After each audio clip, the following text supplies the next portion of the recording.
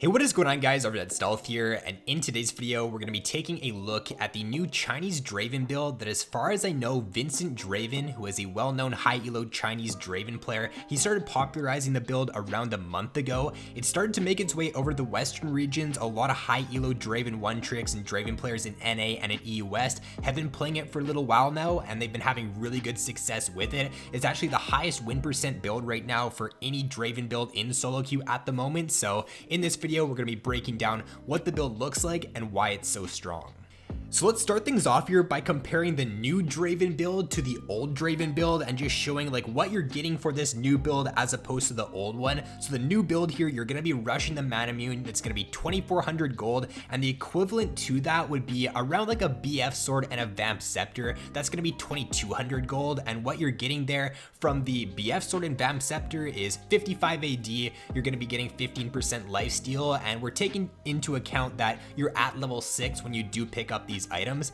Now in comparison, if you were to grab a mana mune there, it's going to be 2,400 gold, so 200 gold more expensive. If we were to calculate how much AD you're going to get from the amount of mana you have, you're going to have 514 base mana at level 6, 250 when you do pick up your mana mune, and then let's say that you've got like one kill in the laning phase from Presence of Mind. You're going to grab Presence of Mind. Every kill is going to give you an extra 100 max mana. So for this calculation, we're just going to factor in that you've got one kill at level 6 there, so you got 100 mana from Presence of Mind. Some games you could have even more, like some games you could have 500 mana from Presence of Mind at level 6 if you're snowballing really hard. So this is just for the example here though, and total mana is going to be 864 mana there. If we calculate 2% of that, it's going to give you 17 AD, 17 bonus AD from your mana, and then if we add that onto the 35 you get from mana mune, you're going to have a grand total of 52 AD there at level 6.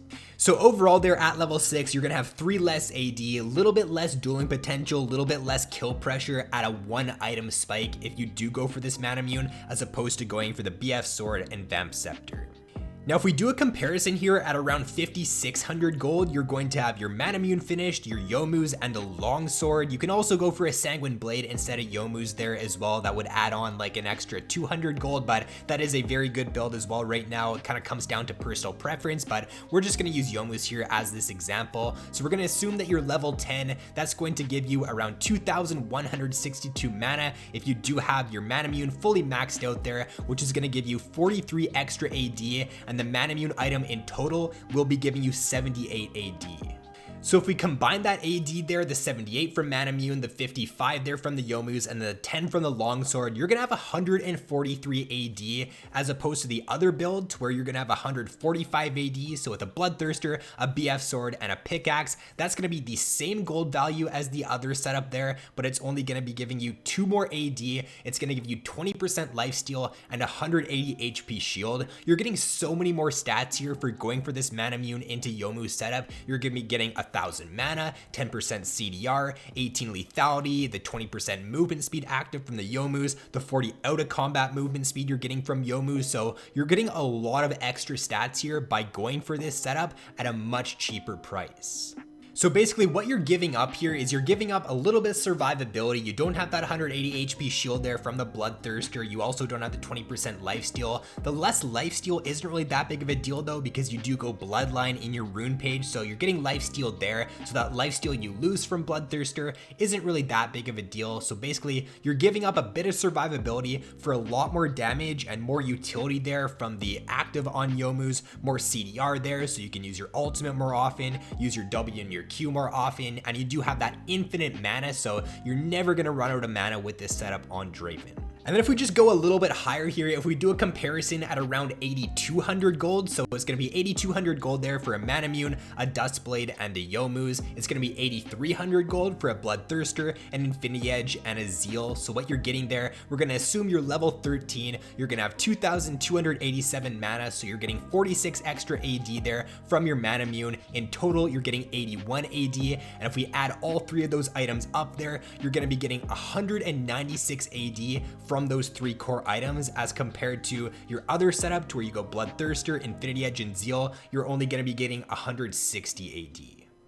So what you're getting here from this Mana Immune setup is 36 extra AD, you're also getting 39 lethality, and then to top it off, you're getting that 114 on-hit damage when not seen if you're level 13 there, so just so much upfront damage from this setup on Draven. You're gonna be able to burst squishies extremely hard once you do hit this spike. The only real big thing you're missing out on by going for this Mana Immune setup is that 50% crit and then also the 25% crit amp from the Infinity Edge, so you're going to deal less damage if the enemy team is a very tanky composition. If they just have a ton of tanks on their team, I wouldn't say this Mana Immune setup is super optimal. It's going to be very optimal though if the enemy team is a full squishy composition. If they're not going to be prioritizing armor at all, you're going to deal way more damage with the Mana Immune setup. Alright, so let's break down the pros and cons now to going for this setup. Number one pro is that you do get a much quicker spike. This build path is a lot less gold than if you were to go for Bloodthirst or Infinity Edge and Rapid Fire Cannon, so you're going to be spiking much earlier on into the game. Number two is that you do have a much better build path, just a much more efficient build path. You got a lot of long swords in your build path there, from the Yomus, the Sanguine, just any of your lethality items, lots of long swords in there, so you're never going to have an awkward base time to where you have like 1100 gold, you can't grab that BS sword, so you have to just wait on a lot of gold. You're wasting a lot of potential stats, but that's never going to happen with your Mana Immune lethality setup. You're always going to have like maximum amount of damage because you can grab those long swords. You do have infinite mana with this setup, so with the other setup you don't get any mana from the items you're getting at all, so you do run into some mana problems at times if you do go for Bloodthirster into IE and Rapid Fire Cannon. Never have to worry about that though. If you do go for the Mana Immune setup, you're always going to have mana, and that's never going to be an issue for you. The build is a lot more bursty as well with the extra AD you're getting, with the extra lethality and that on hit there from the Dustblade. You're just going to have so much more burst potential, and you're going to be able to practically one-shot a target with like 2 Qs and an ultimate. You're going to be one-shotting squishies there on your 2 to 3 item spike.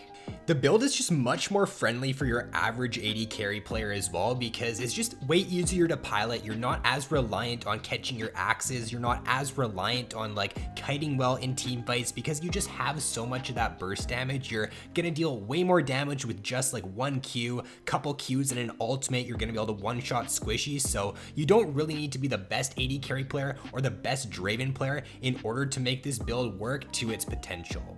Now, if you're unaware, back in 10.2, Draven's ultimate actually got a really good buff, which makes this build even better on him. It got a bonus AD ratio increase. It went from 110% at all ranks up to 130% there at rank 2, and then 150% of your bonus AD at rank 3 in it. So this is really good for this setup. This synergizes super well with your lethality there, because you're going to be stacking a ton of AD, and you're really going to benefit from that bonus AD ratio. Your ultimate is going to be hitting like a truck once you do grab 3 items. And then the only 2 cons I can really think of is that you do have a bit of a weaker early game spike there. So Mana Immune compared to like your BT and your Vamp Scepter, you're gonna have a little bit less damage, a little bit less kill threat in the early levels, and you are a bit worse against tanks as well. If the enemy team does have a very heavy tank composition, then going for this lethality setup isn't gonna be the best for you, just because lethality is a much weaker stat compared to crit against tanks. And then for a couple different build variants and rune variants you can look to run for this setup on Draven, you're going to be rushing the Mana Immune every single game. Your second item though kind of does come down to personal preference.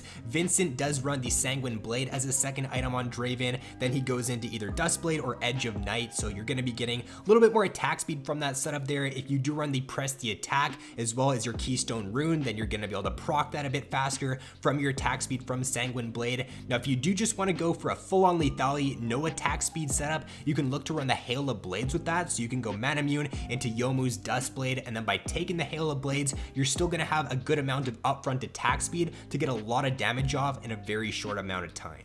So overall, definitely look to experiment with your build setup there. The key thing is just to go lethality, right? Go for your Mana Immune, go for lethality. Depending on the game, you can go for a different item at a different point. So you could look to grab an Edge of Night earlier on in the game. If the enemy team does have some like heavy dive champion or some poke champion, and you just want that Banshee shield there from the Edge of Night, you can pick that up earlier on in the game. So your build order can change depending on the game. You don't have to go for the exact same order every single game. And then for your secondary runes, they're very key that you are taking Presence of Mind no matter what setup you're running. Also the Legend Bloodline as well there. So the Presence of Mind, the extra mana you get from that is just going to add to your damage from Manamune. It's also going to make it so you never run out of mana throughout the game. And then Legend Bloodline there, especially if you aren't going for Sanguine Blade, is just going to allow you to have some extra lifesteal there in your setup so that you can still remain relatively healthy throughout fights. And if you do get low, you can look to very easily heal off minions and get back to full HP. Alright, so that is going to be all for the video, guys. Hopefully this now does give you a pretty good understanding as to why this setup is really strong on Draven at the moment, and as to why you're probably going to see it become a lot more popular here in the coming patches on the champion. Right now with this setup, he's doing very, very well in solo queues, so I assume that Draven's going to have a bit of a spike in win rate here over the next patch or so, and he is going to become one of the better AD carries now with this setup alone. So with that being said, guys, if you enjoyed the video, be sure to drop a like and subscribe if you have yet to already. So thanks for watching, have an awesome day, and I will see you in my next video.